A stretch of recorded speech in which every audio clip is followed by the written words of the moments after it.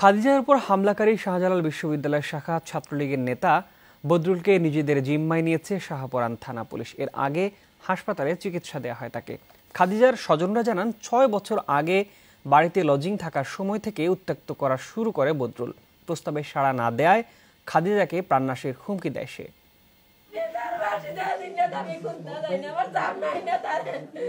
খাদিজার মায়ের এই আহাজারি ছড়িয়ে পড়েছে পুরো আওশা গ্রামে। 4 সন্তানের মধ্যে একমাত্র মেয়ে খাদিজা, তাই পরিবারে বেশ আদরেই মানুষ। তার উপর এমন নৃশংসতা কোনোভাবেই মানতে পারছেন না স্বজনরা। আমি তার বাড়ি যাই, আমি কোনটা যাই না, তার বাড়ি যাই আমি কি তাই আমার বাচ্চা কি তা করছে, আমার বাচ্চারে কাটলো।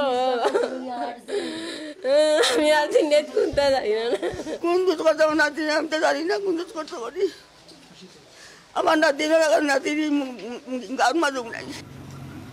খাদিজার স্বজনরা জানান 2011 সালে তাদের বাড়িতেই লজিং থাকতো হামলাকারী বদরুল। খাদিজাকে উত্ত্যক্ত করায় তাড়িয়েও দেওয়া হয় বদরুলকে। ওরা 2টা মেয়ে যায় পরীক্ষা দিতে, আর ও মেয়েটা যাচ্ছিল, ও মেয়েটা বই পেয়ে চলে এসেছে। হঠাৎ করে তাকে উত্ত্যক্ত করতো, কলেজে যাওয়ার পথে বা এক্সামে বা ফোনে ডিস্টার্ব করতো। তারপরও পিছু ছাড়েনি। কলেজে যাওয়া আসার পাশাপাশি খাদিজাকে উত্ত্যক্ত করত মোবাইল ফোনেও।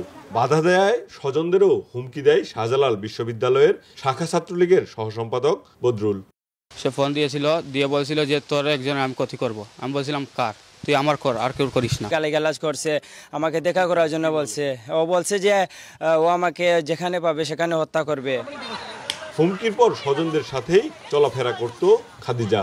সোমবার এমসি কলেজেও ছোট ভাইকে নিয়ে যায় পরীক্ষা দিতে, কিন্তু ফেরার সময় সুযোগ পেয়েই খাদিজার উপর নৃশংস হামলা চালায় বদরুল। মাহবুবুর রহমান রিপন, যমুনা নিউজ, সিলেট।